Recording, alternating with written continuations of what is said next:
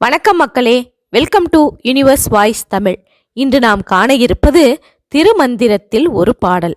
திருமூலரால் இயற்றப்பட்ட திருமந்திரம் நூல் 3000 பாடல்களால் ஆனது.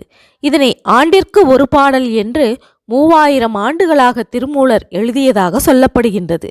இந்த நூல் சைவ நெறிகளுக்கு இணையாக வைத்து போற்றப்படுகின்றது. பாடலை பார்ப்போமா? அவனும் அவனும் அவனை அறியார், அவனை அறியில் அறிவானும் இல்லை. அவனும் அவனும் அவனை அறியில் அவனும் அவனும் அவன் இவனாமே.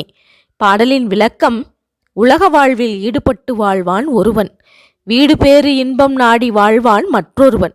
அந்த இருவருமாகிய அவனும் அவனும் சிவனாகிய அந்த பெருமானை அறிய மாட்டார்கள். அப்படி சிவபெருமானை பற்றி அந்த இருவரும் அறிவார்களாயின் அவர்கள் இருவரும் அந்த சிவபெருமானின் அருளால் சிவனாகவே மாறிவிடுவார்கள் என்கிறார் திருமூலர்.